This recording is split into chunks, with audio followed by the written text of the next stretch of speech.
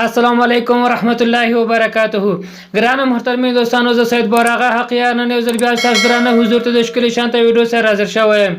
ګرانو محترمین دوستانو، موږ تاسو نننۍ ویډیو په دې باره کې دی چې موږ څنګه کولی شو خپل فیسبوک آی ډي ته دومره سټایلیش نوم ورکړو چې په لیدو سره به هر دوست راته حیران پاتې شي.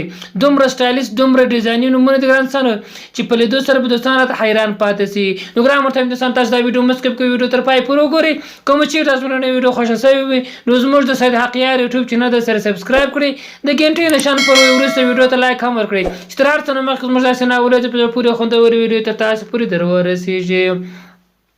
ګران محترم دوستان، دا هر څه نه مخکې زه تاسو دغه ویډیو په ډسکرپشن کې یو لینک در کوم. مثلا ګران تاسو دغه لینک دی، دا زه تاسو دغه ویډیو په ډسکرپشن کې در کوم چې صرف تاسو پر دغه لینک باندې کلیک کړئ، تاسو یو صفحه راخلاصېږي. تاسو ګران څنګه لکه مثلا تاسو دغه رقم طریقه تاسو سره وکاروئ، دغه صفحه در خلاصېږي. ګرانو کله دا صفحه در خلاص وای دلته نټ یو څه سلو ګرانو برالته لاندې تاسو راځي، تاسو دا صفحه ده دلته به څه لاندې راشي. تاسو ګرانو کله لاندې رالاس پر دلته په داسې صفحه کې دلته دا ځای ته راشي. کله چې دې ځای ته رالاس ګرانو د ځای لیکل شوی چینج اف بي معنا فیسبوک نیم ان سټایلیش فونت بای online.com. بس دغه ځای ته رالاس ګرانو تاسو پر دغه ځای باندې خپل نوم ولیکئ. مثلا تاسو غواړئ خپل د فیسبوک آی ډي په کوم نوم ته اړوئ، بس هغه نوم دلې تاسو پکې ولیکئ. تاسو ته ګورئ زه دلته اوس غواړم ولیکم ګرانو، تاسو ته ګورئ بس صرف زه ورکوم بور هغه بس د نور شی نه ورکوم. زه غواړم په دغه نوم سره زه آی ډي خپل آی ډي دې نوم ته راواړوم. کله چې نوم ورکړئ پر دغه کنورټ ټکسټ باندې به تاسو کلیک ووئ.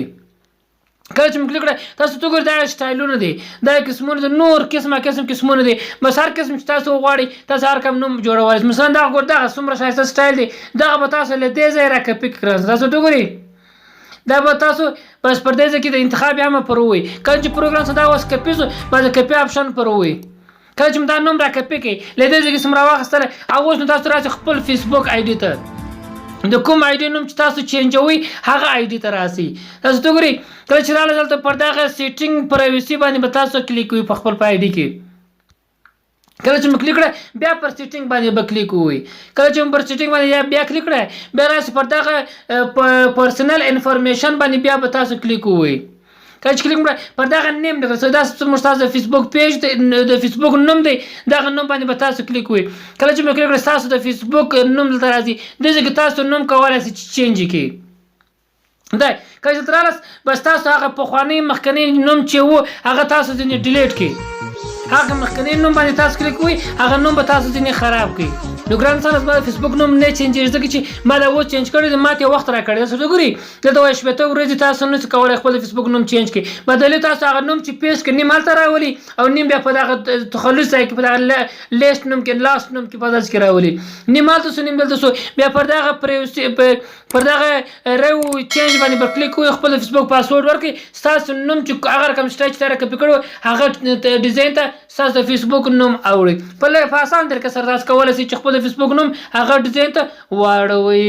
نو ګران محترم دوستان، دا موږ تاسو نننۍ ویډیو کوم چې تاسو نننۍ ویډیو خوښه شوې وي نو زموږ د سید حقیار یوټیوب چینل ته سره سبسکرایب کړئ، د ګنټې نشان پر وروسته ویډیو ته لایک هم ورکړئ چې تر هر څه نه مخکې زموږ داسې ناولې چې پورې خوندورې ویډیو تر تاسو پورې درورسیږي. والسلام.